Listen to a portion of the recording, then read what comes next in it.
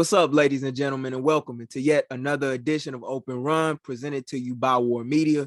My name is Gabriel Wilkins, and I'm joined per usual beside my man and co-host Josh Hicks to discuss all the latest matters pertaining to all things basketball, including the most recent news to take shape thus far across the NBA free agency front as we record this at the top of July on the eve of Independence Day. Is we also have a special guest who is no stranger on War Media shows, past and present, who is making his way onto the Open Run stage. Yet once again, you can hear his voice talking about all things pertaining to the CHGO Sky on the SkyHook Podcast with James K. In addition to hosting the CHGO Sky Podcast, which you can watch across the CHGO Sports platform on YouTube, as well as listen to across all podcasting platforms. He goes by the name of Chris Pennant. How are things going for you guys at the onset of yet another week?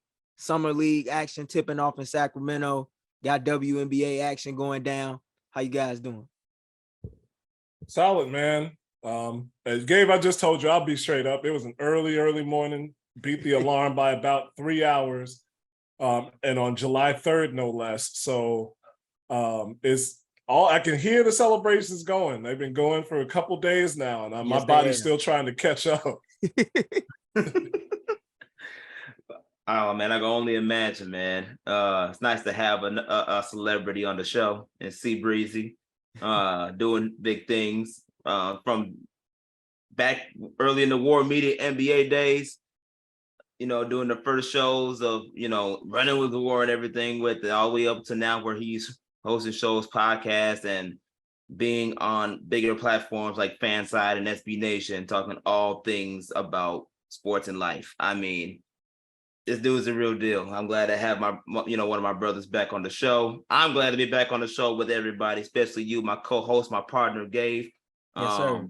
And I'm ready to do this thing because I definitely got some barbecue that needs to be getting ready to lit up for this holiday tomorrow. So let's get this thing rolling. I heard that. Let's get into it. In this week's installment of Open Run, we'll all take the time to discuss some recent major news to surface across the WNBA front here in the Windy City involving a championship head coach, while also sharing our thoughts on the latest story to break regarding the All-Star Guard's request to lead the Pacific Northwest in search for greener pastures within the coming days and more. However, before we get into that, let's take out some time, as we always do, to start the show by giving some love to the modern day pioneers around the game who have made some headlines over the last week or so as part of our hoop shout out segment.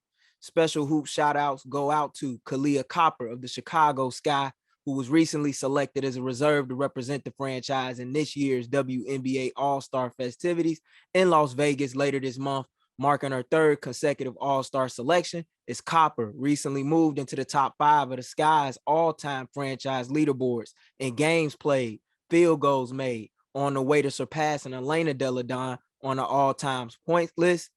In addition to last year's WNBA Rookie of the Year, Ryan Howard of the Atlanta Dream, who scored 25 of her game-high 43 points in the first half to mark the most points by any player in the opening half of a game during the WNBA season, as the former Kentucky standout joined Liz Cambridge.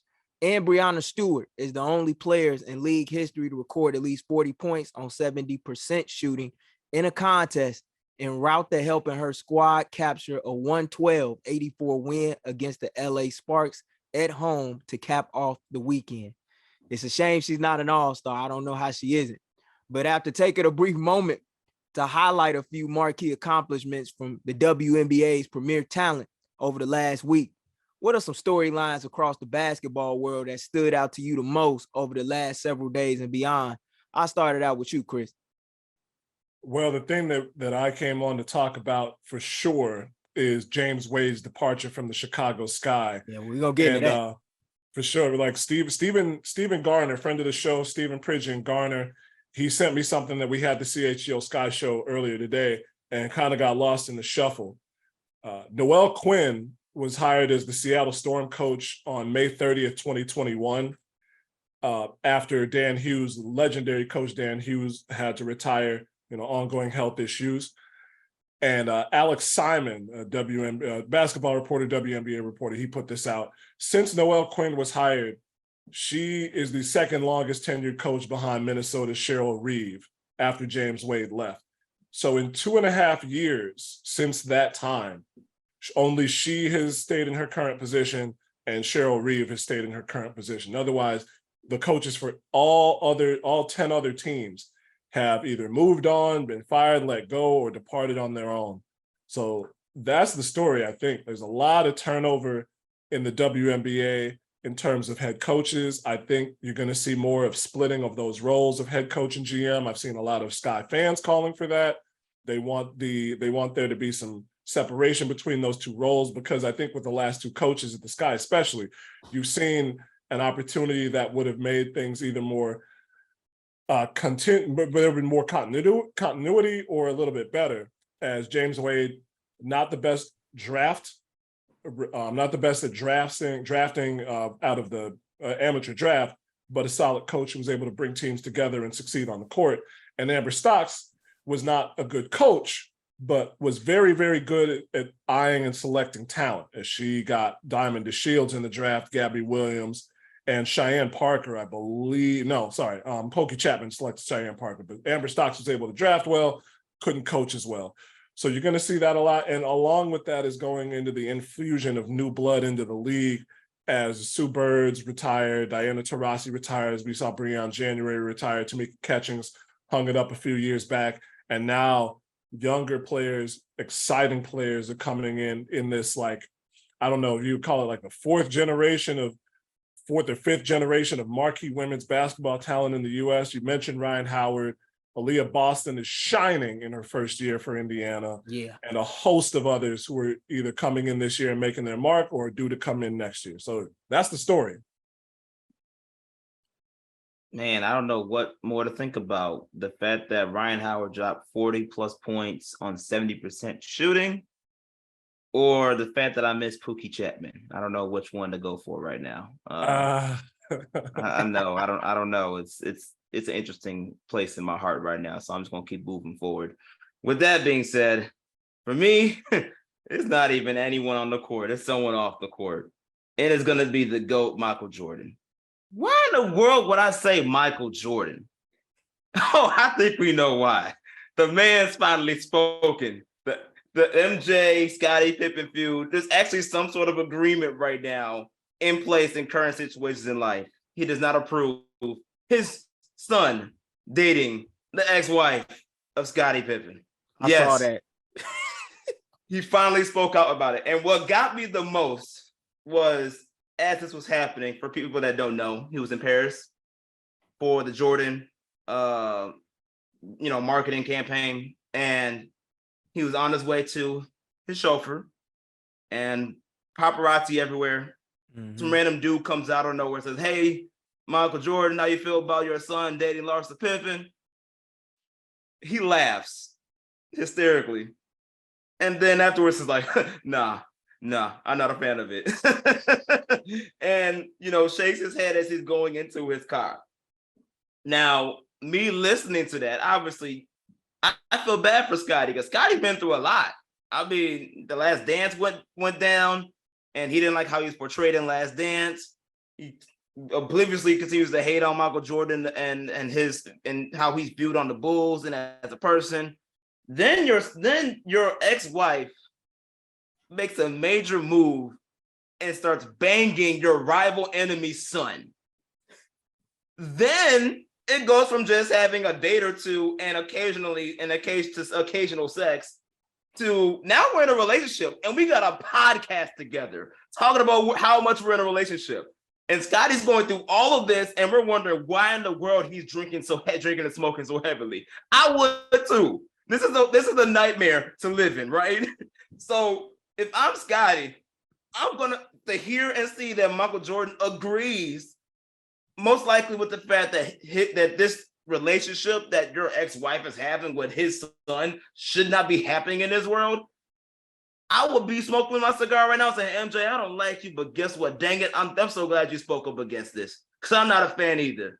She already came for over half of my money, and now I got to deal with this on top of her being on all these different shows, housewife TV shows, and reality shows and her being on, Tamron Hall show talking about, oh, they approve of my relationship with me. I saw that too. Please. MJ's like, nah, I got a whole girl and my son should be doing none of this with you. So shout out to the GOAT for another reason. This approving sons dating after players' ex-wives. Fellas, take notes. Dog, not the I don't know how the hell I follow that one up, but I know one thing.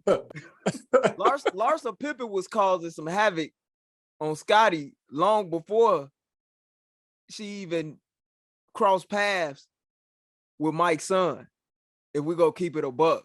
Mm-hmm. Future has been very deliberately honest, no pun intended, about interactions he's had with Larsa Pippen. Even stating it in songs, indirectly, but directly if you know the direct details of the situation. Like, they didn't even hide that. Larsa didn't hide that. And then you talk about how Scotty's been through a lot. He's also recently lost a son. Yeah. Because, nothing to play around with. So he's gone through a lot. My condolences go out to him, on an array of fronts. And I can kind of understand why he was mad about Last Dance, but maybe if there's any silver lining in this, maybe, MJ and Scotty have to get together and have a conversation and break some bread and find a way to salvage their friendship and relationship as former teammates and NBA champions, having captured 6 titles for the city of Chicago throughout their tenure together in the 90s. But one of the things that stood out to me over the last several days is this situation with James Harden, man. I've been hearing a lot of things about where James Harden is going to end up over the last several months. Once upon a time, I thought it was Houston. Houston didn't want to give him the contract he wanted. Then once Kevin Durant and got the Phoenix, started thinking for a while, maybe a reunion in Phoenix could happen. Heard that even more closer to the draft. Hasn't happened. But what did happen this week is that he opted in to his player option for $35.6 million next year. But at the same time, has made a request to be traded. As it was stated by Shams Charania at The Athletic that the two sides were working mutually on creating the trade. Now it's being reported by Brian Windhorst that James Harden may not have played his last game as a Philadelphia 76er after all. And the Sixers have not ruled out the possibility that Harden returns to the team after he just requested a trade prior to the start of July. If this man ends up staying in Philly, going into training camp this upcoming fall, I pray for him on media day. Because you and I know, and I think Chris knows as well, how cold Philadelphia media can be. It's going to be rapid fire questions. They didn't take it easy on Nick Nurse at his introductory press conference. They sure as hell will not take it easy on James Harden, especially in the wake of the performance that he had in Game 7 of the Eastern Conference Finals, in which Philadelphia was annihilated by Boston after holding a 3-2 series lead through the first 5 games. So I don't know what's going to happen, but it's something that we definitely need to watch. Could it be Phoenix? Could it be the Clippers? Or a mystery team? Stay tuned. But I want to move on and cut straight to the chase. I know we got Chris here to talk about the biggest news across the Chicagoland basketball scene involving James Wade, who recently stepped down as the head coach of the Chicago Sky, as well as the general manager, to accept an assistant coaching position with the Toronto Raptors. The following move was announced by the organization at the top of this weekend in the wake of the Sky's victory at home against the LA Sparks to close out the month of June in a contest where Wade, roamed the sideline for one last time at Wintrust Arena just hours prior to his departure. Is now Emery Vontasiever will take over the reins, serving as the interim head coach and general manager of the Sky. Wade, who was hired by the Sky to replace Amber Stocks back in 2018, exits Chicago with the highest winning percentage in franchise history among Sky head coaches, as the 47-year-old tactician finished his 5-year tenure with 81 59 record, in addition to becoming the only head coach to ever lead the Sky to the playoffs every season, going 13-8 through 21 games during the postseason, on the way to earning WNBA Coach of the Year honors in 2019 and Executive of the Year honors just last season. You know, last year, Chris, Wade signed a contract extension through the 2025 season that had he finished it out, it would have made him the longest tenured head coach and GM in Sky history. Just last month, he was on record discussing the future of the franchise in an interview with the Chicago Sun-Times, talking about how he planned to be in Chicago for the long haul, as long as the Sky would allow him to, and discussing aspirations to not only bring another title to the city, but potentially a new practice facility. How surprised were you by the news of James Wade's recent departure? Because it totally caught me by surprise. And I know we was talking about it in our group chat in the DMs on Twitter, and I didn't read it through most of the day, but when I saw it, I was like, you got to be kidding me. It was a shock, man. It was a shock. It was a shock to the system. It was a static shock, any kind of shock that you want to call it. It was a Saturday afternoon, and I was getting ready to relax. And then I saw my guy James K post this on Twitter, and I was like, I must have read that wrong. That was the only thing that made sense. Like I misread it, or he was cracking a joke and decided not to do it on April 1st.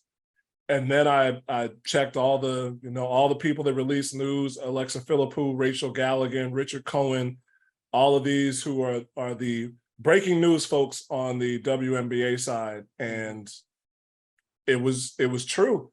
And it was surreal thinking about having been at the press conference after their second straight win over the Sparks hours earlier and talking to Coach about how the Sky were trending upwards. He made a remark that they finished with 28 assists in that game on Friday, and they could have had 35. Courtney Williams had gotten her first career triple-double. Mm-hmm. There was a vibrant mood on the court and in the post-game press conference.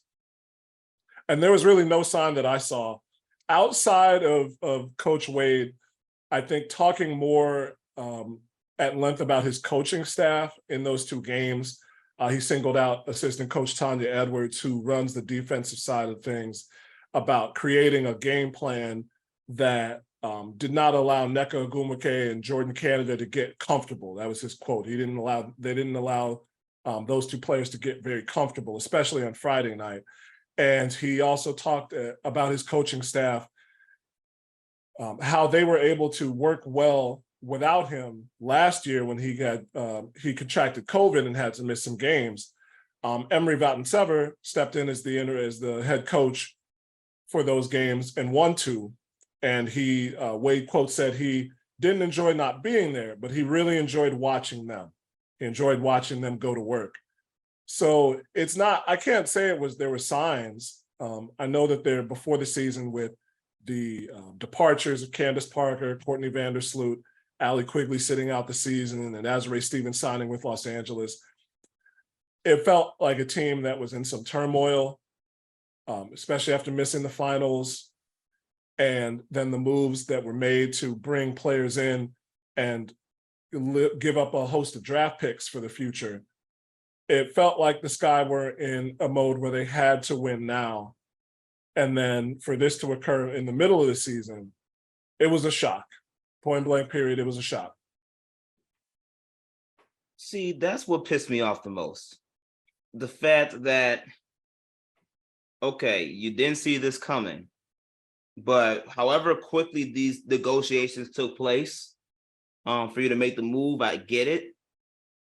But when you mentioned Coach Wade giving all the draft capital of the future, sometimes you might be okay with that, considering that he's always been a veteran player. Let's build this. Let's get this thing moving. I want to win now, especially at the time when you have an older, Vandersloot, Allie Quigley, and you had the Candace Parker piece to go with it. Like, yeah, that makes sense. Get rid of everything, keep it moving.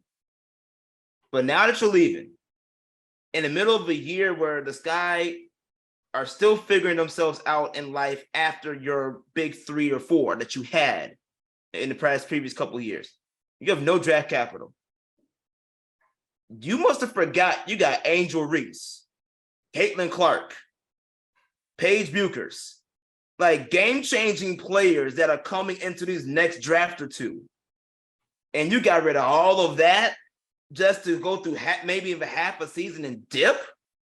Oh, I'd be mad as hell. And I'm mad. Like, I'll be upset about that. If I'm the interim, like the new guy taking over, I'd be mad too. Because you left me with, even though the moves that they made kind of is them keeping them afloat a little bit, this guy could have been prepared to get like another Della Don or another athlete or Sylvia Fowles or whoever that can actually help change the direction of the franchise like they did and push them in maybe even a greater trajectory than where they were ever going to be probably this year. And yet you forfeited a lot of that, making it seem like you're here for the long term and you don't care. The next you know, you just dip without no sign of trace saying, oh, I'm out to Toronto. I'm going to Canada. Shout out to Drake. I'll catch y'all later. Like, come on now. Like, that's just so, to me, that was like, even though it was shocking for me, this had been planned so well behind the scenes that when this happened, he was able to dip with no issues.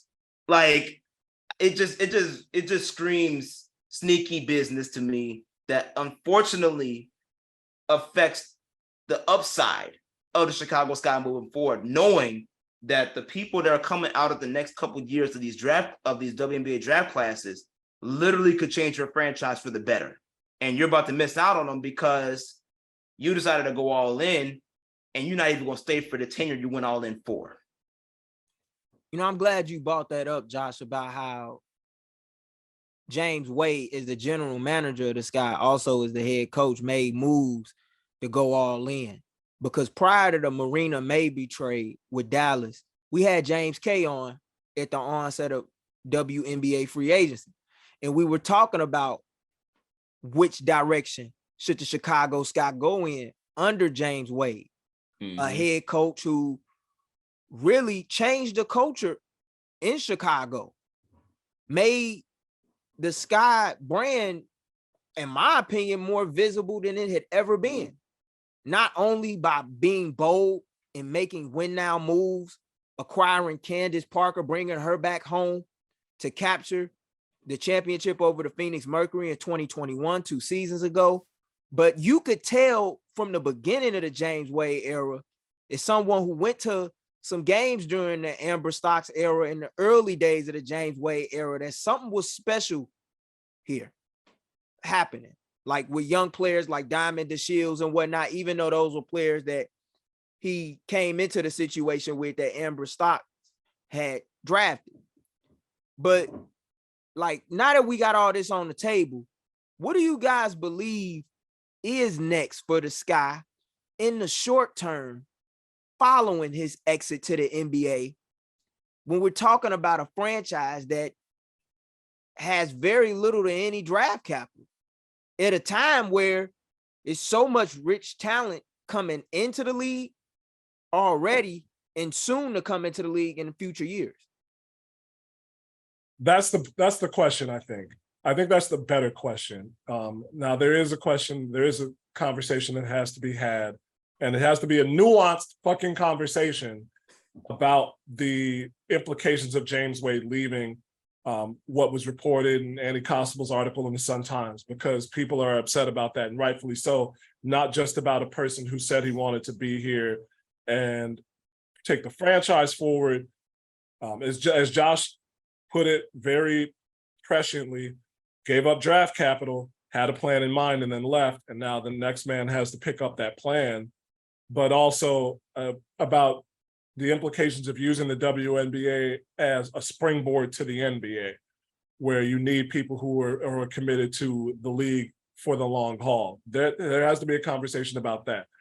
But in the short term, or in the smaller scope, I should say, Emery Vaughton-Sever is a solid coach. James K., I know a lot of media personnel have talked with him over the years. I haven't had a chance to talk with him one-on-one myself, but like I said, he coached those 2 games. He was the lead man for those 2 games where James Wade was out with COVID. He's gotten a win on Sunday against the Fever, and the team rightfully they gave him the water bath in the dressing room. And James said as well, he's been coaching since he was 17 years old in his native Turkey, has coached overseas for a number of years now, and was on the staff before James Wade was hired. He was a part of Amber Stock's staff, and Wade thought highly enough of him to hold him over from that time. That was some great background that you had pre-show, Gabe. So I think you're not in the same boat because you don't have the same people, but Emory's experience overseas, I think, gives the Sky that they maintain that pipeline, that ability to see talent that was not able to get in that vaunted class of 144, we'll say like 160 with hardship exemptions, that plays in the WNBA every single season. You're seeing that with Alana Smith this year. You're seeing that with Morgan Birch this year. Even players who haven't made as great of an impact, such as Robin Parks and the newcomer Sika Kone, who is very highly touted. Like, her coach and James Wade said that she could be one of the top players in the WNBA history if she finishes out and things go right. And you can see it even in spurts when she's on the floor this year. She's got that young Colt type vibe, but she is a smart basketball player and she gets going downhill. I digress. I think they have that pipeline available to them because of the fact that Emory is going to be coaching overseas still. He's been doing this for so long, and I can only imagine that he had to be part of those recruiting discussions with Coach Wade before this year. So it doesn't seem out of the range of possibility to say that he would be doing that the same as James Wade did this coming offseason. So you lose the draft picks for this year, for sure. You lose out on the chance at Caitlin Clark, Angel Reese, even possibly Anissa Morrow, who transferred to LSU for her junior year. That's for sure. But with Emory, I want to see if he tries to make a real middle way between those two approaches of going exclusively from the U.S. amateur draft and going overseas and looking at players who might to sign them to long-term deals or short-term flyer deals and see how they work out and find a balance between those two. It depends all on how this team goes, because to get in the lottery, you have to finish bottom 4. And these Sky players have expressed no intention, which you would expect, but they've expressed no intention and have shown no intention of finishing bottom 4. And I, for myself, think that to make the season count, they have to get to the playoffs and make some noise, whether that's a first-round win or upsetting a team that might be marquee right now on the way to a surprise finals appearance. This is a team, as Stephen Garner has called them all season long, this is a team of dogs and dogs and more dogs and more dogs that you could count and you would ever want to see yapping in your front yard. So I think that they have there's bright spots in the future. Obviously those are very good points. But I kind of want to get your thoughts on this too, Chris, from the coaching perspective, because you talked a lot about the new guy. I'm not bad at names with this, so just Emory Vontas Sever. Emory, yeah, I'm just gonna call him M. So M, you're very good. You know, you talked a lot, Chris, about how he's so great at scouting talent, and he has the great ability of coaching as well. But we just got done talking about how there may need to be a calling for a switch of roles and duties in from a front office as well as the head coach. Let's just say they do that. Is he better as a coach or is he better as the GM? Because I think this is the season you need to figure out which direction you really want to take. And based off of that direction and how the season goes, you can use it to say, okay, we like what you're doing, scouting talent and the recruiting. We'll keep you in the front office, but we need to find a head coach that can get Chicago back on the map. Or you could say he's good at both. But I'd rather have someone else additional in that front office if he does choose to coach to help continue those recruiting efforts that he's been starting and really been a part of over all this time. Especially since you have a prime opportunity potentially to get someone in your ownership group like Dwayne Wade, who knows how to win, who knows how to be around winning cultures. If you get this done, and you start to build a practice facility, things of that sort in Chicago, you're going to need something to back up what you're bringing to the forefront and what you're investing in. And by doing that, it's only for me in this scenario, as much as we talk about how the Sky has been kind of left to hang to dry with this situation, it can be a blessing in disguise if you choose a certain direction that gets you the top people for either role, whether it's in the front office as a GM or the head coach. You can be one of those teams that split the two, or if you want to keep that dual responsibility person, you bring in the best of the best to hit the third largest market in the world and arguably the top market, one of the top markets in WNBA within the league. You want to maintain that fire, you bring in someone that can really get it done in either way, in either position. So I'm interested to see, that's just my viewpoint of how I think the Sky should go. You need to figure out one or the other. And once you figure out that direction, you do your darn best to get the best of the best to fill that other void. So that way, you're not just getting a carryover, you're getting a carryover plus a boost. But I want to see, but do you believe, Chris, that M is that guy that can do that for the Sky team at this present moment? I mean, there's a point to be made, like you said, about the possibility of splitting up those general manager and head coach roles. But again, I haven't talked to Emery Vattensever face to face. A lot of the information that I'm getting is just from people speaking with him. He's not the same guy as James Wade. James Wade was a bulldog kind of guy out there. Emery is a guy that wants to bring people together, might not be as forceful on the court. So, I mean, you won't see him. James Wade had to be restrained from the referees for a moment on Friday night. I don't think you'll necessarily see that with Emery unless he, comes into this and gets hardened. Shout out to Mike Lee on The Wire. Man's had to come up the hard way. I want to push back just one, because Dwayne Wade coming into that workout was real cool, but I don't want people to see it as an absolute necessary thing for the Chicago Sky, because kind of similar to what we talked about with people using the WNBA as a springboard. Tom Brady put money into the Las Vegas Aces, and it was a news item. It was a big deal. What the fuck Tom Brady know about basketball? What does he know about basketball? Man played football for 13 years, and he's still not the best quarterback of his generation. The catalytic converter thief up in Green Bay that just moved to New York got him beat for that. Tom Brady just went to a few Super Bowls and got some good defenses on his side. That was some Tom Brady slander. I know y'all weren't expecting that, but I just wanted to make that point. Dwayne Wade is a much more typical candidate. Josh, you're right. He came up in that Miami Heat culture. He's a local dude. He's from Robbins. He knows basketball on both sides, all sides of the floor. And he's a guy who has a perspective on this that some men would not with his children. That I think Dwayne Wade would be a prime candidate for. But it's incumbent upon him to put his money where his mouth is, as well as the Sky, to make it an attractive destination. And you've seen with the ownership group that they brought in, all women. So they're trying to build something very specific. I want people to keep that in mind, as much as it's necessary for them to bring in more investors, and a high dollar, high impact investor would be like Dwayne Wade would be fantastic for that. A lot of it is going to be about the practice facility, improving the amenities for players. Like you said, that's what Candace Parker said when she went to Las Vegas, that she'd never had a locker room that was her own, and now she has one because of the fact that the Aces play at their own arena, and then it's used for concerts, other things outside of that. So that's going to be something. The Sky is still going to be building that practice facility.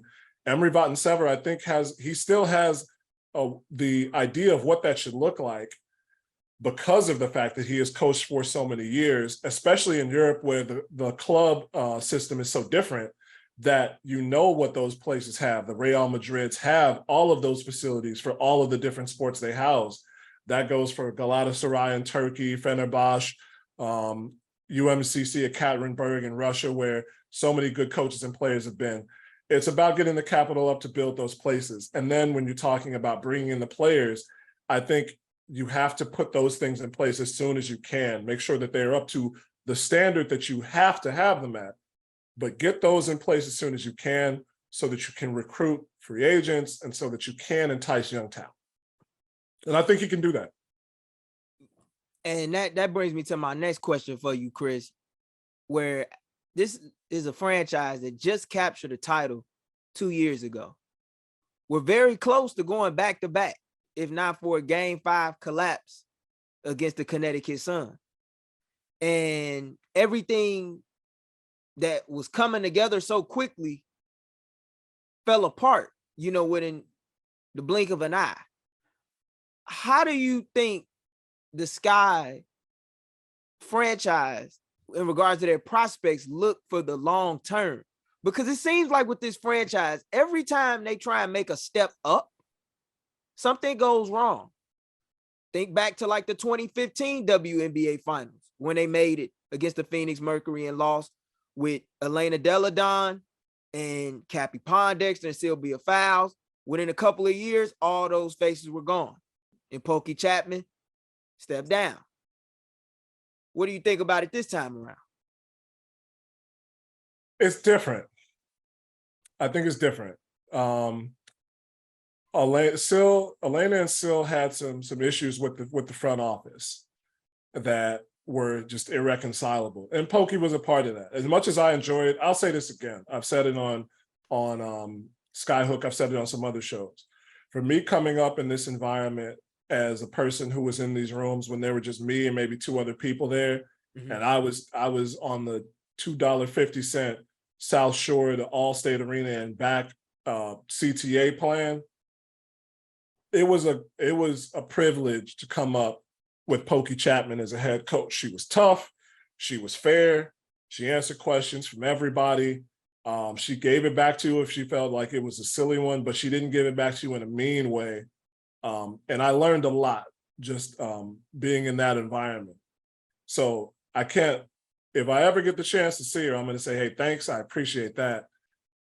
But going back, there was just some irreconcilable differences, I think, between Elena and Sylvia and Pokey and the Sky. And the Sky, I mean, they were playing at Allstate Arena. If people are upset about them going out to Saks and Deerfield now, imagine what it was like when they were playing in Allstate Arena and at Saks, and the Chicago Sky were pretty much the North Suburban Sky, This is different, I think, because you have players who are committed to this foundation of the team, and they have more standing. You win a finals, you increase the fan base, the diameter of it, the circumference of it, you increase the volume of that fan base. There's more hardcore fans, there's more people paying attention on the periphery. Like, if this had happened in 2016, people were just like, oh, huh? Now, like, guys are just like, they're pissed. People are actually pissed that this happened. Yeah, I've been looking at that. Which means you have engagement. And there's the saying in publicity that good news or bad news is still news. Like, anytime there's eyes on you, they're looking at you, they're thinking about you. It's not necessarily what they're saying, but they're saying it. So they have to make a decision first and foremost on Kahleah Copper. This puts her in the spotlight. It's been a different kind of season for her without Candace Parker and Courtney Vandersloot. Sunday at Indiana, and even the game that they got blown out in Connecticut, we saw the Kahleah Copper that we had been used to seeing, getting downhill, being able to get to the rim, being able to get fouls called. And as much as Kelsey Mitchell, man, first-time All-Star and well-deserved, as much as Kelsey Mitchell was just putting the wood to them for these last however many games that Indiana's played Chicago this year, that Sky team was able to come away with a win. So you're trying to figure out how to bring that culture going forward. Is this the new face of the Sky?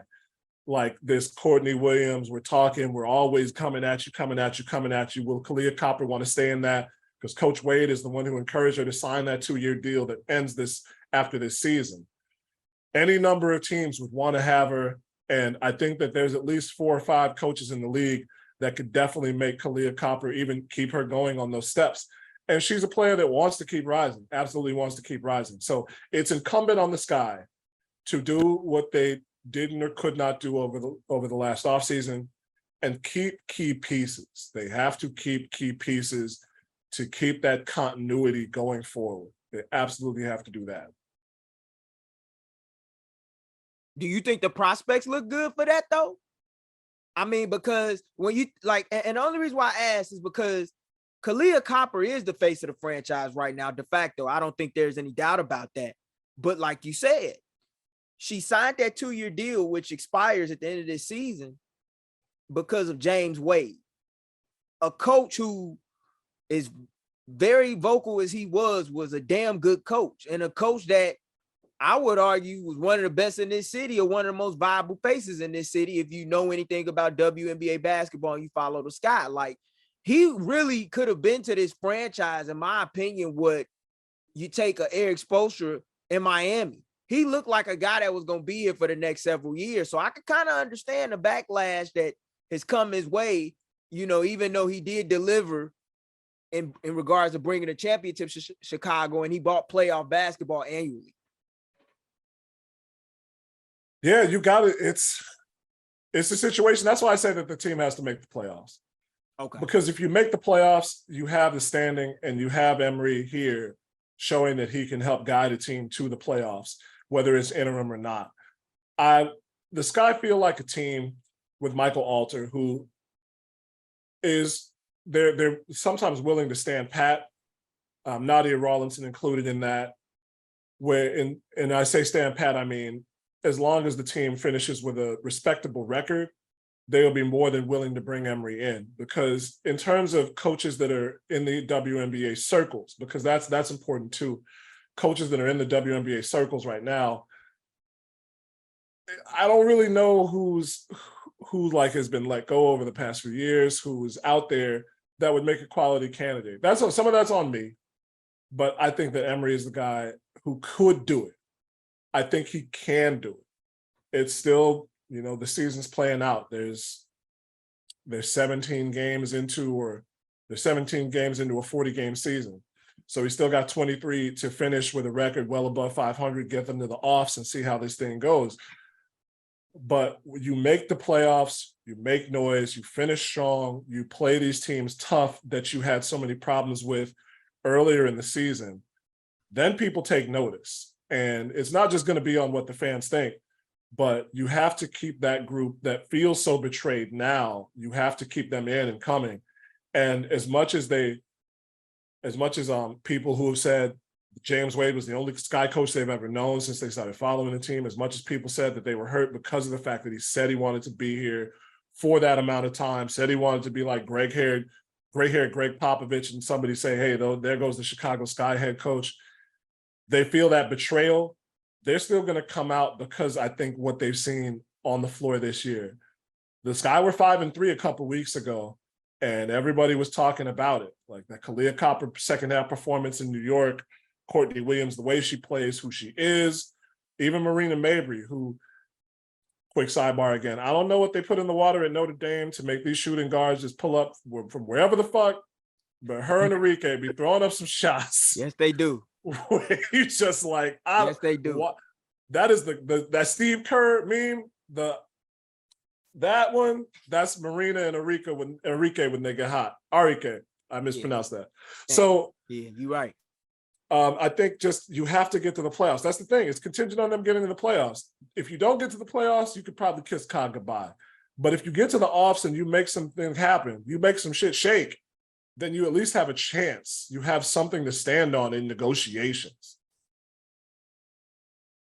I'm just listening to you talk about obviously how the Sky have to make really strong efforts throughout this season to give them some type of solidification moving forward for the likes of a Ka and other stars to kind of keep them happy, or at least make Chicago a valuable option in ways that Candace Parker did prior to her coming here. Obviously, you know me, we have the discussion about the coaching and the front office perspective. Do you have in mind anyone that if Emery doesn't get the full-time go for next season, do you know someone in mind that could potentially be an option? I think a person for me that kind of stands out as of right now is a Teresa Weatherspoon, someone that came from the WNBA, the early stages of when it started, played a prominent role in the growth of the league, but very similar to like a Becky Hammon. went to the NBA route, was on an NBA staff, knows what it's like to be around professional cultures like that, had an influence on the bench and with NBA players, who's now just out there. She's a free agent, quote unquote. You get someone like that in your front office that can help with this transition, that can help with, the transition of getting a new practice facility, that can help with, growth and recruiting players, that WNBA players, that if they really know their history, like I'm sure a lot of them do, they know Teresa Witherspoon. They know what she brings to the table. They know her knowledge of the game, etc. That can boost this process that much more. It can make people like Kyle want to stay long term. It can make other stars maybe want to join her because of the fact that they got a coach that people respect. That's something that just comes to my mind where I'm like, if I'm Chicago, that's something I'm thinking of in my back of my mind. Yes, you give Emery the best chance possible to win on both fronts. And if he does a great job, cool, you have to consider bringing him back. But if you don't, like I said, you got to make a splash somewhere that makes this franchise stand out to a point where it's like, oh, like you said, they're shaking stuff up now. They're bringing people that we respect. They're bringing people that got pedigree. They're bringing people that got a resume to them. That when you step into a meeting with them, it's hard to say no. And that's something that I think Teresa Witherspoon could do for this franchise. Do you know anyone else outside of someone like her that can follow the Becky Hammon trend of, professional WNBA to NBA back to the WNBA in that specific role, or just anyone in general that could really fit that coaching option, knowing that you're trying to keep someone like a Kai or Kalia who has that James Wade dog in them. That's kind of why their relationship was so good, because they can understand that dog mentality. They can understand that aggressive grind. They have that. I feel like if you want Kai, you need to bring someone in the room that can relate to that. And there's only a few people that can. That's a good point. It'll be interesting. Like I said, Emery is not the same type of person, at least in observation from other people who I've spoken with, as James Wade, and that's the reason that he and Kalia Copper really connected. Teresa Witherspoon has head coaching experience in the college ranks. She has coached, like you said, in the NBA. She and Zion Williamson built such a good relationship that he made a point to say that he was upset that she was gone. He was really sad that she was gone from the New Orleans Pelicans. And that's a good parallel, I think, with her and Becky Hammon. Becky is more of a shooting backcourt guard, and Teresa Witherspoon much more of a passing lead guard, but both of them were hard-nosed and played on that same team in New York for a number of years.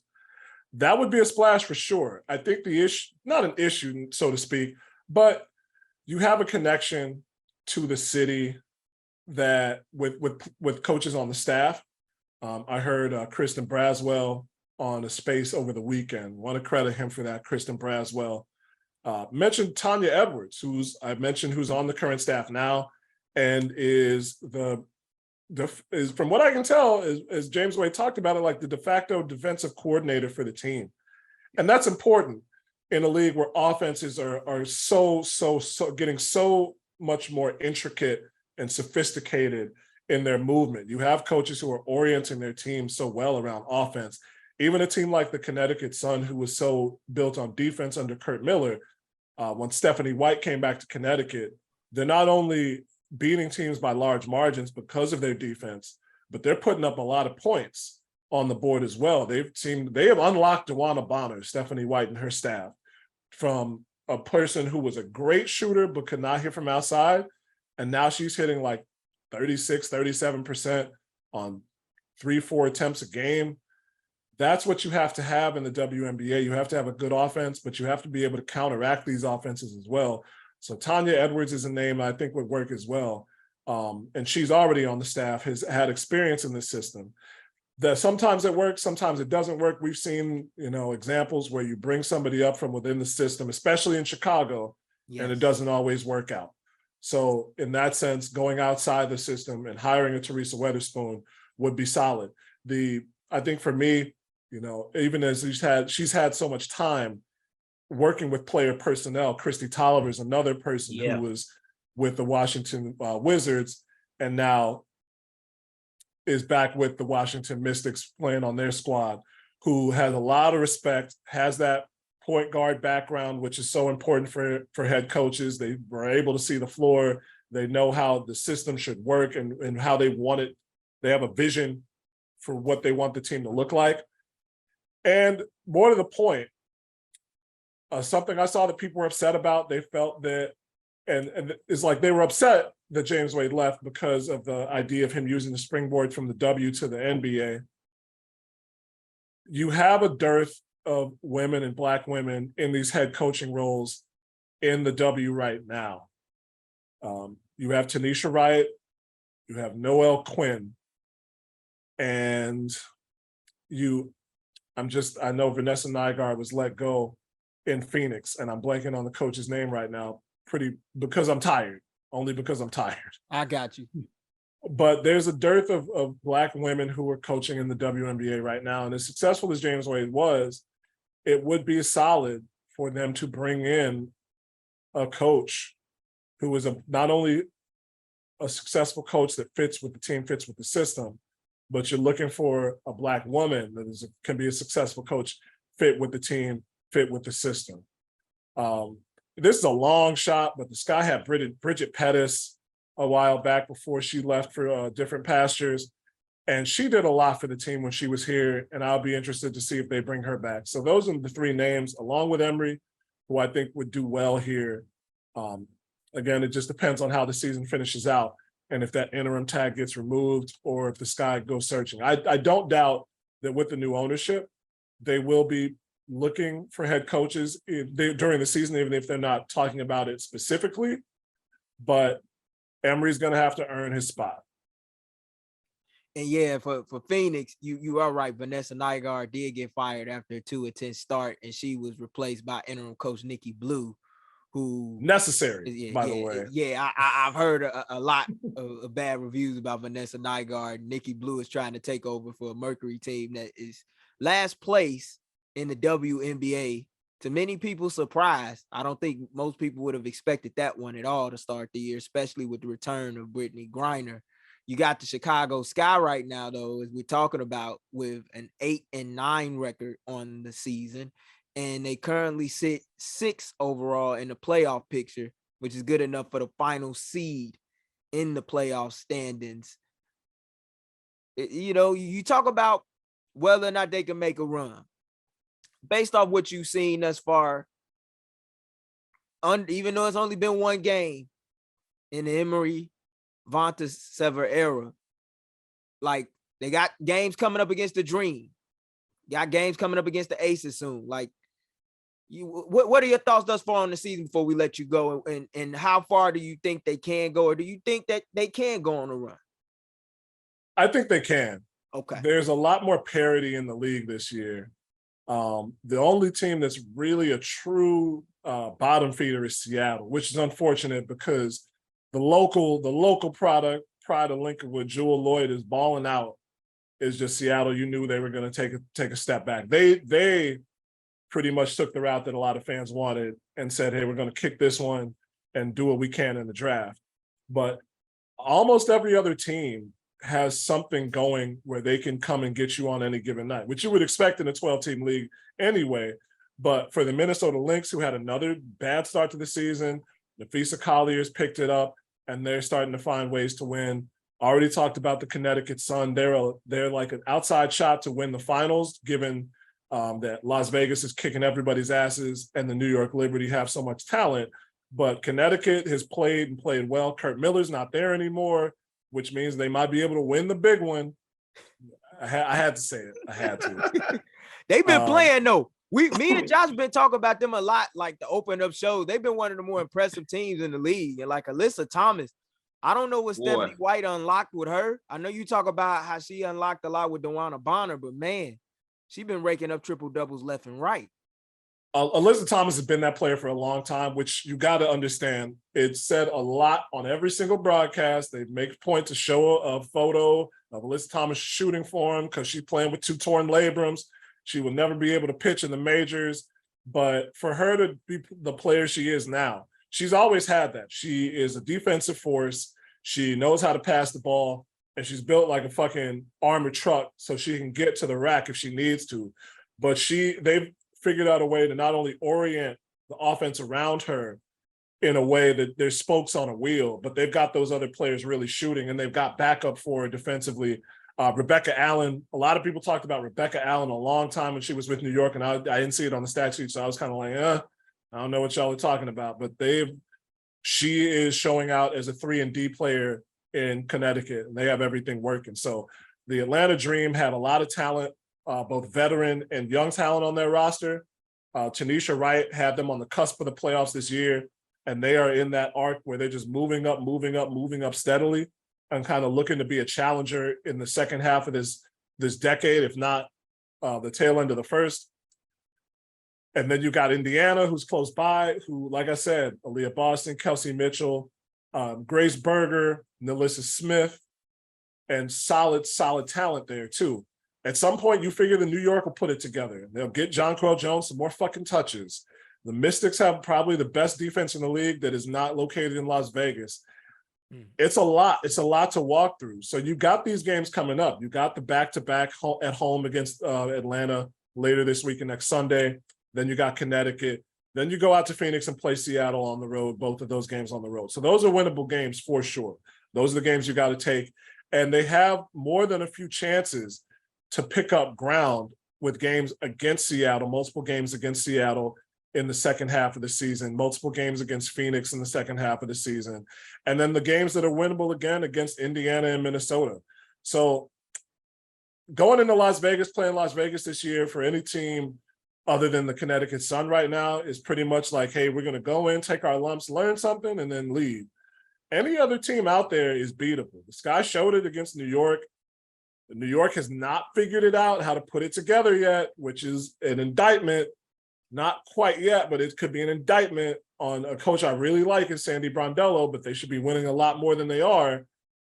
So even if you're playing against New York in New York, that's a beatable squad. The Sky can still get 25 wins out of this team. Well said. But I want to make sure that you guys know that you can check out Chris and his incredible work on the Sky, on the CHGO Sky Podcast. Just recently dropped a podcast prior to this recording about the absence of James Wade and whether or not Kalia Copper and the Chicago Sky are in too deep. Appreciate you having you on, man, as always, man. It's a pleasure. Always a pleasure. Always a pleasure to see the silk god Josh Hicks. Josh gonna be like, I don't want to say the next iteration of Craig Sager, because that's a whole different wardrobe outfit choice, but we gotta get Josh in some flash to match everything he's bringing to the table, because you got to have that calling card. You know what I'm saying? It can't just be the analysis anymore. We're too heavy of a video-based society. We got to get Josh in some Maxwell Street silk suits, something like that. For sure. Chris Pennant, ladies and gentlemen. Love you, Steve. Appreciate it, y'all. For sure, man. Appreciate it. Good to see you, Josh. Yeah. You can catch the WNBA in action all summer long, but we're going to move on to the biggest news in the NBA this past weekend. Damian Lillard has requested a trade. That's right. Requested a trade after 11 seasons in Portland. The Clippers, Timberwolves, Celtics, and Pelicans are among the teams to reach out about a potential trade for the soon-to-be 33-year-old guard and all-NBA third-team selection last year, according to senior NBA insider Chris Haynes of Bleacher Report, who initially broke the news in regards to Lillard's trade request at the onset of last weekend.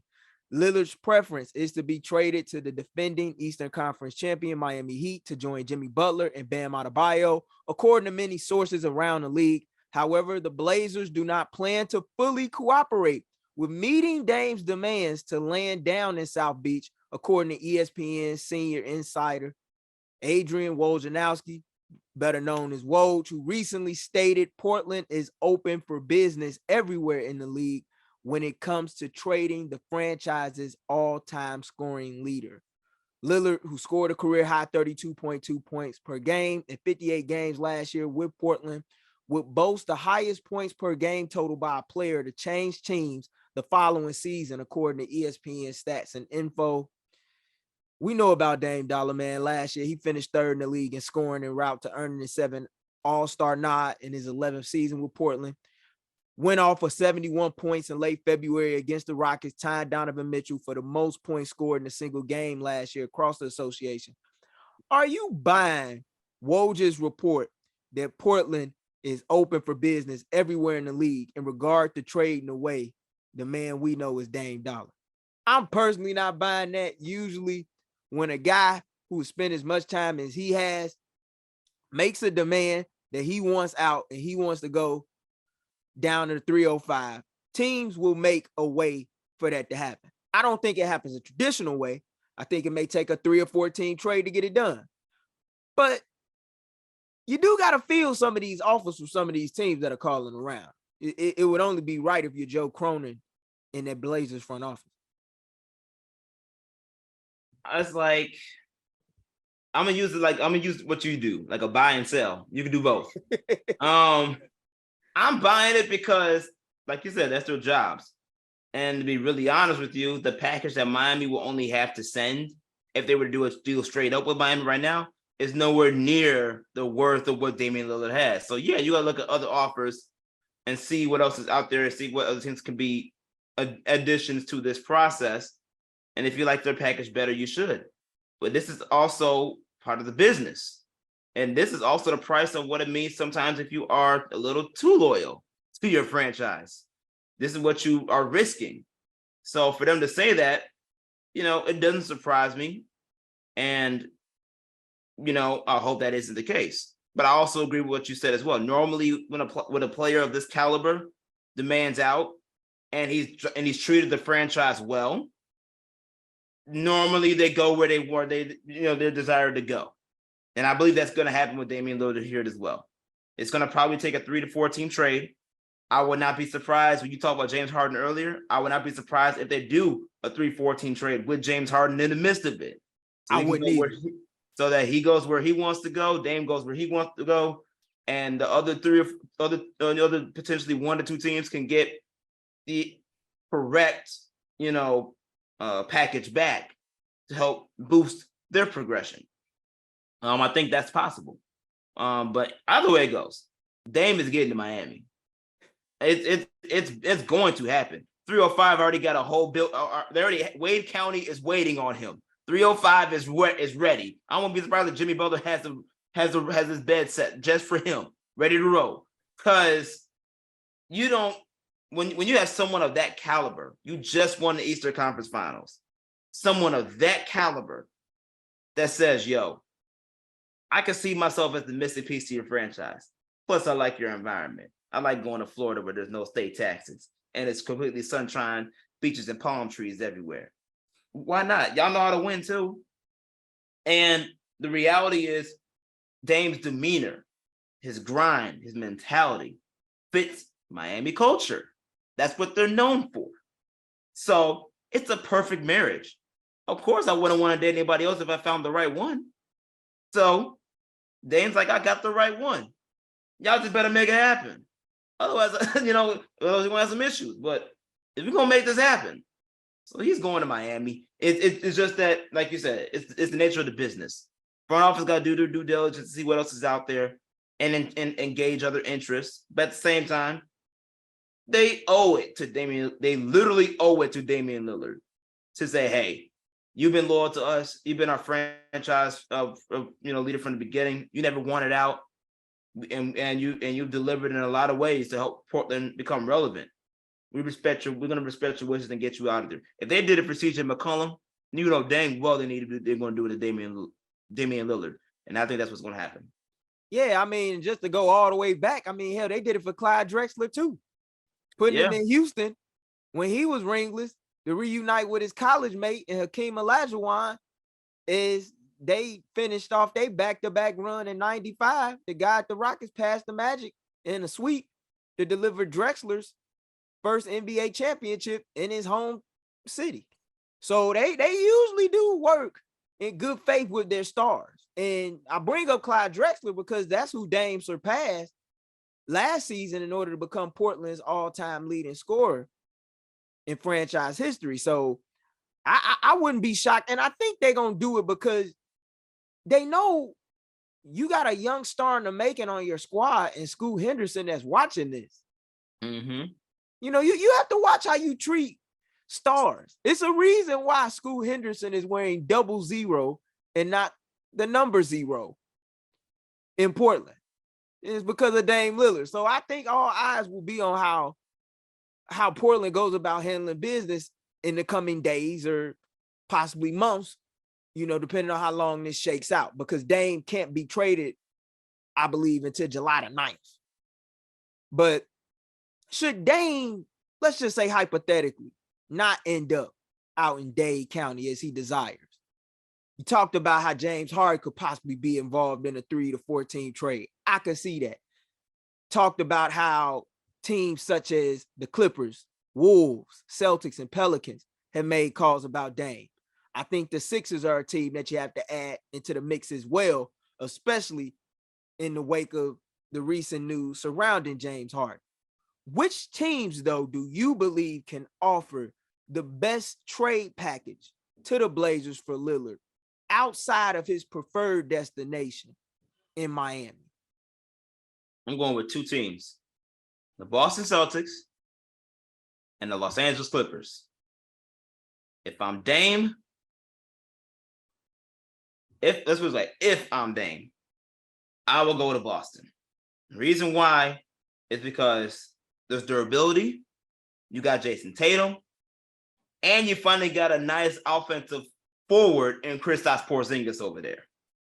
Both locked in long term, along with you. You can build around that pretty nicely, and you're in the Eastern Conference. Easier path to the finals. So if I was Damian Lillard, that's where I would go out of all of them. And especially since I know Portland would love to have Jaylen Brown on their roster. So I think that could work. But deep down in my heart, I would love for him to go to the Clippers. You put him with Paul George and Kawhi Leonard, and they both stay healthy. Oh, gosh. That's nasty. And the Clippers have the depth to give an asset. They may not have draft capital, but they do have quality talent that could position Portland in a right now situation to at least compete.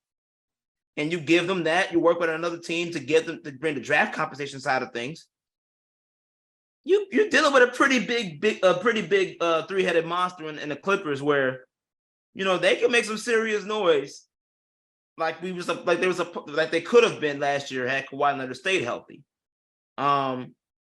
It's just a more ideal situation for me that I would love to see Damian Lillard in if he isn't in a Miami Heat uniform. But outside of that, we already know he's not going to Boston. He let it be known he doesn't want to go to Boston. But you're talking about the quickest path and the easiest path to the NBA Finals with top-tier talent. Boston has it all for you, and along with the experience. So you think Boston can offer the best trade package to the Blazers for Lillard? I really want to say the Clippers do. Okay. But if I'm Damian Lillard, Boston is like the second choice from the Clippers that I would probably go to the most because of the easier path to the finals. I got you. Yeah, from Dame's perspective. I get what you're saying. Yeah, in the East, I do agree. It would be his easiest path. And I think that's part of the reason why he want to go down to Miami. And I think he actually respects, like you said earlier, the culture that they built under Pat Riley there. And Jimmy Butler has let it be known that he's hell-bent on trying to deliver another championship to Miami. He's come up short twice. I don't think if he gets back a third time that he's trying to come up short again. And I think if he does get there a third time, he knows that he's going to need some help alongside of him. And what better help is there to get than an all-star guard and Damian Lillard, who's coming off a career year scoring the ball out in the Pacific Northwest? It's a team, man, that I don't think this is going to happen. But the more I think about it, I think if the Utah Jazz wanted to go gambling, this would be the perfect time. You need a point guard. Who better to get than Damian Lillard? You could give up all the first-round draft pick capital that you got from Minnesota, including a 2029 first-round draft pick that you got from Cleveland. It's part of the Donovan Mitchell trade. And bring Dame back to where his career all started, at Weber State. He has an affinity for Ogden. The man first rap album was named the letter O, not only for Oakland and Oregon, but Ogden. And he talks about Utah very fondly. And I'm not saying that I think it's a destination he would want to go to, but I don't think he would reject it if it was on the table. You put him over there with Lauri Markkanen and Walker Kessler, a group that was sniffing a play-in spot a season ago, and you know he's going to help make that market an attractive destination. And we talk about these small market teams. In the wake of what Denver did, Jokic proved that it's possible. Giannis proved that it was possible in Milwaukee 2 years ago. We've been seeing some weird stuff in the NBA lately. I'm not saying it happens, but Dame going to Utah in a package that would involve Colin Sexton, Kelly Olynyk, and multiple first-round draft picks for the Blazers, which I'm sure they would love, as they seek to build around Scoot Henderson and Jeremy Grant, who they signed to a 5-year, $160 million deal at the onset of free agency. Man, that would be interesting. That would be very, very interesting. And they don't usually go in for stars when they're in rebuilding mode. But Danny Ainge, you know he ain't just sitting on first-round draft picks and assets just to be sitting. Or at least I would hope not. Because at some point you're going to have to trade him. Why not bring Damian Lillard back to his college roots so he can have a nice mansion around the Wasatch Front? Just food for thought. It's definitely a good food for thought, man. Very interesting. And you talk about Danny Ainge. Let's be mindful. Danny Ainge blew up a rebuild to bring in stars and Kevin Garnett, Ray Allen, to team up with Paul Pierce, and instantly became a championship team. So he does have a track record of doing that. That's true. He has a track record. So if he really wanted to say, yeah, it's a nice rebuild, let's speed this up a little bit. He is someone that is known to do that. So it wouldn't surprise me at all. Obviously, like you said, I think Dame would really have to sign off on it.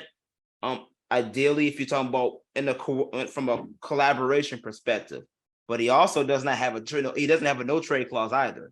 So if Portland really wanted to go and be real petty, they could literally send him anywhere and say, it don't matter where you go. You have no say in this. I don't think that's going to be the case.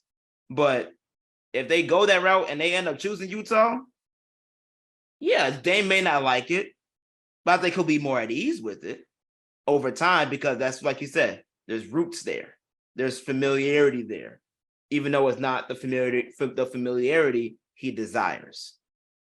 Oh, for sure. But I know one thing, it would boost season ticket sales in Salt Lake City. Mm-hmm. You know, just off a local legend alone, even the people who may not have been familiar with Damian Lillard when he was in college at Weber State, I think they would have to pay attention. And it would definitely connect him back with his roots in a way that's very unique, and he wouldn't be too far removed from Portland. He already from the West Coast. So it's not like he would have to make too much of a adjustment per se. But man, that would be very intriguing to see if Utah was willing to take a gamble that big. Like I said, that's a wild card scenario. Didn't come to my mind till today when I saw it in a Bleacher Report article. And I was like, man, had me thinking for a few minutes. But I want to move on in discussing free agency thus far. We done had a lot of moves take place through the initial days of free agency. Kyrie Irving returning to the Mavericks on a 3-year, $126 million deal. Chris Middleton resigning with the Bucks after agreeing to a 3-year, $102 million deal. Kyle Kuzma re-upping with the Wizards to stay in DC for the next 5 years on a deal that's over $100 million. Rockets landing all-star guard, Rockford's own Fred VanVleet, to a $130 million deal over the next 3 seasons in Houston. Betting on himself paid off. Draymond Green staying put. A lot of guys staying put. Kristaps Porzingis, as you talked about, agreed to a multi-year extension with the Boston Celtics that's going to keep him there through the 25-26 season after arriving via a 3-team blockbuster trade this offseason between Washington and Memphis. Russell Westbrook's returning back to the Clippers. Cavaliers acquiring Max Strus, Hickory Hill's own, on a 4-year, $63 million deal via signing trade with Miami. Out of all these moves that's gone down thus far, what would you say are the best moves? And which teams would you say are the early winners of free agency thus far? Man, that's something to think about. I can't necessarily think of players right now. Okay. What I will say is, from a team perspective, there's definitely a few. You got to mention the Lakers. The way you retained everybody at reasonable contracts, and you brought in Prince, veteran forward who is great on the defensive end. You bring in other people that can help booster the roster that you already got, and you can maintain with. That's pretty good. Bringing in Gabe Vincent as a point guard, huge for the Lakers. Knowing that he can shoot the three, but also defend, and he's younger than someone like a Dennis Schroeder. So be able to have him come off your bench as a backup who can also play starter minute roles, which he did in Miami. It's very smart. I think they're a big man short. They need some big man depth a little bit, but to retain everybody the way that they did and not hit the salary cap, very, very impressive with the Lakers. So I like what the Lakers did. I'm not gonna lie to you, this team got me pissed off, but this is what the Bulls should have done. They should have been like the Cleveland Cavaliers. The Cleveland Cavaliers loaded on shooting. They got all the shooters. They got Gorgio Yang from the Sixers. You got Max Strus. I forgot they got another. I know they got another shooter. I forget his name. I think it's Ty James or something like that. But I'm about to pull up the moves that Cleveland made just in a moment. But Cleveland boosted up. They profile big time from a shooting perspective. Yeah, they got Georges Niang from the Sixers. Yeah, I saw that. I know you talk about it. Just came to me that quick. And he was key in a lot of games for Philadelphia last year, hitting some big time shots. They definitely did improve their shooting on the wing for sure. Yeah, the Cleveland realizing that, on top of these moves, you need versatility when you have guys like Darius Garland and Donovan Mitchell on your floor that can create and shoot the ball well for themselves. But when it's time, when it gets down to the nitty-gritty in that half court, you need some additional shooting to pair with them. And they got a lot of that from different from a wing and forward position that can help take this team to the next level. Obviously the Cavs did well. Lakers did well. Rockets are going to start slowly but surely making some noise too. Not just them bringing in Fred VanVleet, but getting guys like Jeff Green over there involved. Bring some veteran help to that franchise. Same thing with Memphis. Memphis did some serious moves as well, bringing in D Rose, bringing in. I know they brought in another guard that's a veteran guard as well. That is that's top 10 acres to play. Patty Mills, yeah, brought in Patty Mills. Like they're filling out their roster as well in a nice way. So those are definitely, obviously there's some more teams that are quote unquote winners per se for their respective franchises and everything, but those are the teams for me that really stand out the most. And shout out to the Miami guys that got paid, or the guys in general that got paid. Austin Reeves got 50 plus mil. Strus got 64 mil. Gabe Vincent got his 33 mil. Guys that, underrated players, undrafted players that, made their mark in the league so well that they earned their paychecks and got their bags. Those are for real the winners for me. When we talk about individual players, those are the ones, because they went from undrafted or very low, pick in the draft, not expected to make a lot of moves or make a lot of noise, coming out securing the bag. So those are the real winners for the free agency from that perspective. But those teams, those are the ones that caught my eye the most as far as how they're boosting and retooling their rosters to create themselves better chances of making a championship run. The Lakers, to me, I'm with you, bro. They the early winners of free agents. To not lose Austin Reeves, to not lose Rui Hachimura and sign them, like you said, to reasonable contracts, keeping them within the salary cap, all the while still retaining a young bull and Jared Vanderbilt, adding Taurean Prince to the fold. They got several wing options that they could call on at any given time when a given wing is in foul trouble to lock up and defend. The Lakers are going back to what made them champions a few years ago. And that's finding their identity on the defensive end again. I expect the Lakers to be one of the top defensive teams in the league next season, especially if Anthony Davis stays healthy. The Gabe Vincent pickup, I love it. I'm a huge fan of that pickup, and for reasons that you bring up, and he's a guy that knows his role, and he's back home. People forget he's a UC Santa Barbara guy coming out of college, and he's from California.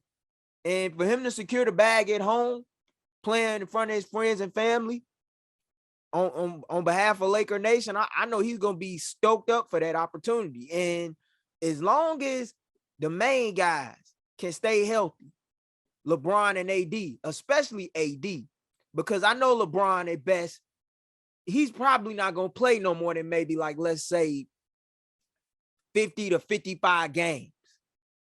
If AD can stay healthy and show flashes of the AD of old, sort of what we got last season prior to Christmas, it's going to get scary in LA. It's going to get real scary. I love what they did.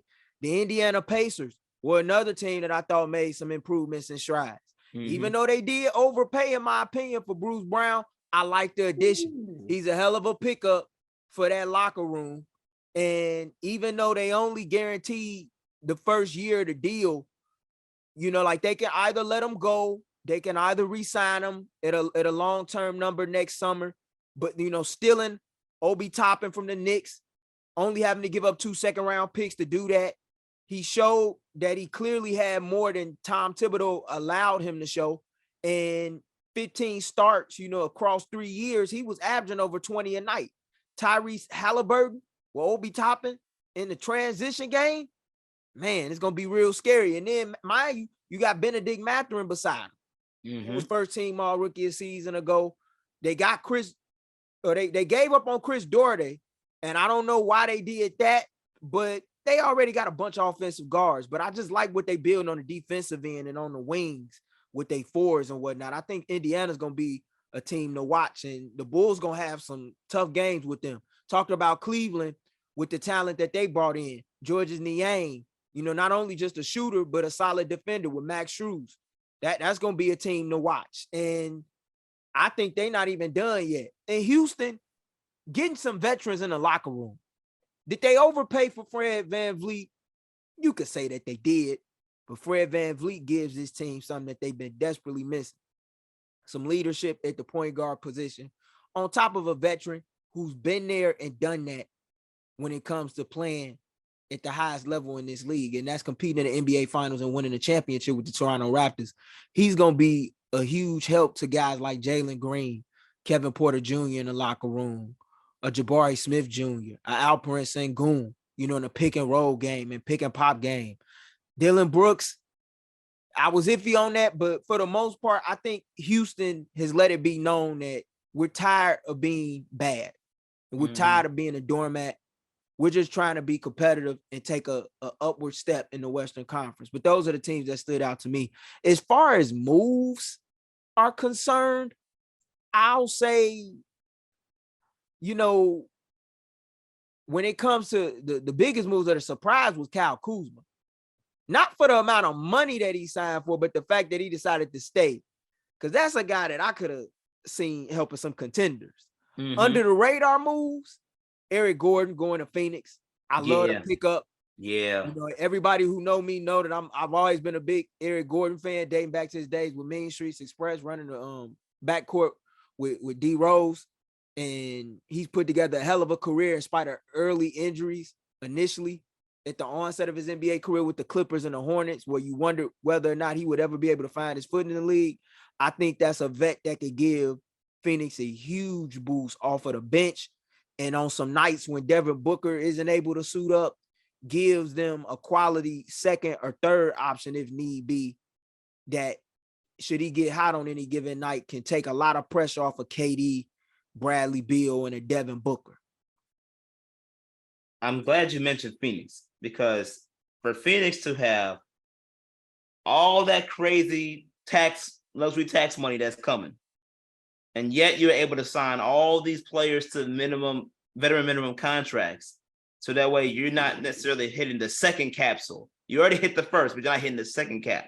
Right. It's already pretty impressive. But one of those pickups that I thought was very underrated too, Watanabe. Yuta Watanabe. Yeah, Yuta Watanabe. Yeah, Yuta Watanabe. Yeah, there we go.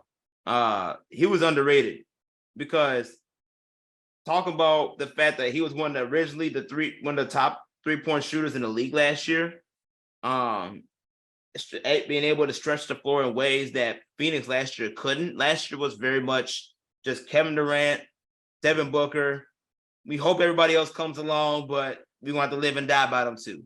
Now you got those two on top of Bradley Beal, on top of Eric Gordon, on top of Yuta Watanabe. I mean, you have a plethora of options of not just scoring the ball, but really shooting the ball and shooting it over 35% from 3-point land. That's something that's really deadly now because they have more of a variety, and they can get in their offensive talent is going to make Frank Vogel's job that much easier.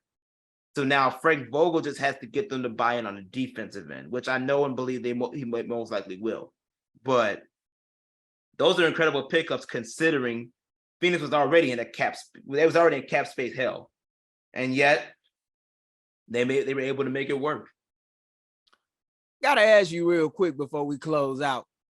Of course, you on the scene with the Bulls, covering all things pertaining to them with the bigs. They made some moves. Javon Carter, bringing the local Maywood product from Proviso East back home, $20 million over the next 3 years. Re-signed Nikola Vucevic.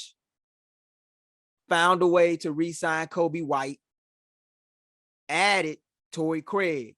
All in all, based off of what you've seen thus far in free agency from the Bulls, what are your thoughts on their moves thus far? I mean, good for them, I guess you could say. Because if you want to be real honest with you, they did what they said it was going to do. They wanted to bring back Nikola Vucevic. They wanted to bring back Kobe White. You already gave an offer sheet to Ayo, and he's still out there in the market evaluating his market. But 9 out of 10, if that don't work out, 9 out of 10, he's probably going to come back. You already got the rights to those players. You did what you said you're going to do. So, cool. But to get Javon Carter is a big move, especially for that type of deal, because Javon Carter adds an element to the Bulls from a point guard perspective that Patrick Beverley did, that defensive dog mentality. You bring that on top of the fact that he is shooting over 35% from 3-point land, that makes your offense that much easier to flow. So with him being younger and able to do that, that's going to help stretch the Bulls offense a little bit, and that's a plus that they didn't have. I like the Torrey Craig pickup. This move feels like to me a replacement of a Javonte Green, someone who was on the defensive end, a beast defensively. He's a great defender, but just like Javon, he shoots over 30. He could shoot 35% from 3-point line as well, which is something that they didn't have from a 3-and-D perspective. So he fills that void. But they both bring physicality and known for the defensive side of the ball, which is what the Bulls need and which is what they love. They love guys that are versatile and have that defensive mindset. I think them bringing in Patrick Beverley kind of helped them set the stage and realize that when you're missing Lonzo Ball, someone who brought that defensive mentality, that defensive pressure from the point guard position, setting this tone for the defense, you need that continuity. And Patrick Beverley showed that that's one of the key pieces that the Bulls need. So for them to get that with Javon Carter, it was a good look. I like the Torrey Craig deal when you talk about who the replacement on that roster, which most likely would be like a Javonte Green. But let's be realistic. Bulls Nation, we not winning a championship with this roster. It ain't happening. We might not even make the playoffs with this roster, depending on how things go depending on how things go. And the Bulls missed out on the biggest thing that they need the most from everywhere, including their bench, 3-point shooting. You have no shooting still. You still have Kobe White, who was already on the team last year. You brought in Torrey Gregg, who's a better 3-point shooter. Great. And Javon Carter, who's a decent 3-point shooter too. Great. But that's not going to get the job done. It's not going to take you over the hump. So because of that, they missed out on a lot of shooters with Strus and those guys being gone as quick as they were. So you got to figure out what your next options are going to be to boost your 3-point shooting. And as much as they brought in the legendary shooting coach that to the team, you can't just solely rely on him. You got to bring other players that could actually have a niche for shooting. And that's what they didn't do this offseason. So far, you got to see what they're going to do, what else they may have up their sleeves moving forward. The Bulls have been rumored in potential trades at the dark horse for James Harden. So let's see if the Bulls are really willing to go that far. Although, let's be serious, I don't want James here. That's not a knock. I'm just saying. I know it's not a knock. I don't even take it as one as somebody who knows people in his camp. I don't take it as a knock at all. I think the likelihood of that happening is very slim, and I would say super slim. James Harden is trying to come to Chicago, Illinois, and play basketball 41 times a year. Right. I completely agree with you on that. But the Bulls are kind of in a stuck situation where if their core nucleus is going to be intact for as long as it is with Zach LaVine, Nikola Vucevic, and DeMar DeRozan, you better best believe that your reserves better pick up the slack in a lot of the areas that they do lack. And right now, you got some reinforcements from this free agency period that does some of it, but that some can also be a very small bit. You need to escalate their process that much more to get back to where you once was. And I don't think these moves will get them to that top. They may finish the season, to me, if they keep the same roster now, they may finish at like a 6 seed. Right. I can see them being like in that middle pack of a 6 seed type of realm. But don't scream championship. Don't scream first, second round of the playoffs. Don't scream any of that, because at this rate, they once they get in, I don't see them getting. They may be competitive, but they're not going to get past the first round. There's still a question mark on that playoff work. So, good, but not good enough. If you were a real Bulls fan or Bulls fan from Bulls Nation that's holding accountability to this team and putting fire to that front office. Or if you just grew up in the 90s and you were so used to seeing championships year after year, to the point where you expected to see parades in Grant Park each and every June. This is definitely not your cup of tea. But since they shooting fireworks on my block as we speak, and we are on the eve of Independence Day as we record this, that concludes this week's edition of Open Run. Definitely want to thank everybody who took out the time to listen to yet another episode. Please make sure to check out all the great shows that we have here as part of our portfolio at War Media.